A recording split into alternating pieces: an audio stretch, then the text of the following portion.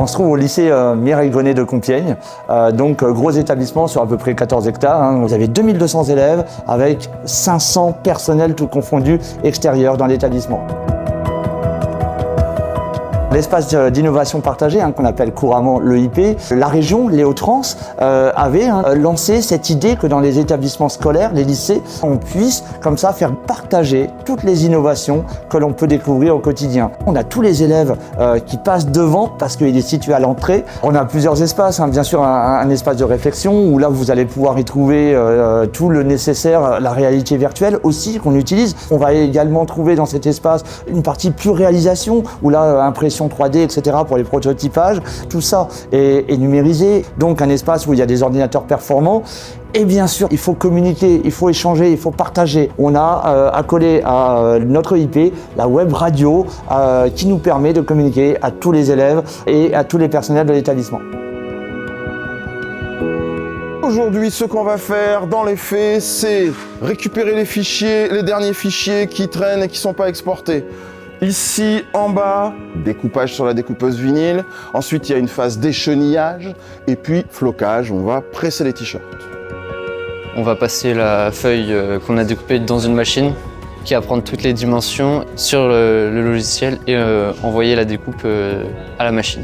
Ce que je voudrais que ça leur apporte, c'est l'occurrence d'un précédent. Je dois bosser, faut que je me vende, quoi. Ben là, je sais comment faire. Je sais ce que c'est qu'une identité graphique. J'ai entendu ça. Le fait d'avoir les machines ici et de finir par s'en servir, ça modifie complètement le rapport à la créativité dans le champ du design qui est ma matière.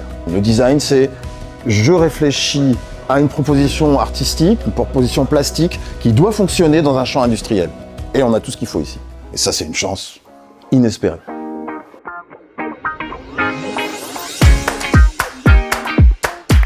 On a travaillé sur l'éloquence, sur la construction d'un discours, et à partir de là, je vous ai demandé de rédiger un texte de votre choix sur un thème qui pouvait vous intéresser. Aujourd'hui, normalement, étape finale, vous allez enregistrer la version définitive.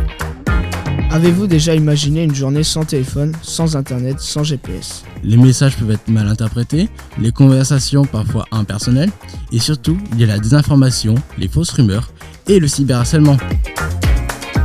C'est plus dynamique, on travaille en groupe, il n'y a pas besoin de passer devant tout le monde au tableau. En plus, on peut se réécouter, ce qui permet de s'améliorer. En l'occurrence, ce qui m'a permis d'améliorer mon dynamisme quand je lis. Pouvoir faire un travail d'éloquence, ça nous apporte, nous, pour le bac de français l'année prochaine, mais aussi dans notre vie plus tard, savoir mieux parler. L'enseignement en lycée général, il reste malgré tout très théorique. Et quand les élèves travaillent une séance de web radio, très rapidement, ils peuvent reprendre leur travail et s'auto-évaluer et progresser. Le fait d'utiliser du matériel technique, oui, ça peut faire peur. D'un autre côté, la plupart du temps, on a au moins 1 ou 2 élèves qui ont déjà utilisé ce genre de matériel et d'autres qui sont intéressés. C'est-à-dire qu'on délègue très vite. Je fais partie du club de la web radio. Je manipule souvent la table de mixage et l'ordi. Et pour exporter les audios aussi, pour au final créer une émission. Moi, c'est quelque chose que je fais déjà à côté des cours. On se réunit le midi, on enregistre et après on fait du montage avec l'aide des professeurs. Ça peut nous aider parce que des entreprises valorisent le fait d'avoir fait des trucs comme ça, ou Parcoursup notamment. À chaque fois qu'on pense EIP, on pense machine, impression 3D, c'est un grand classique.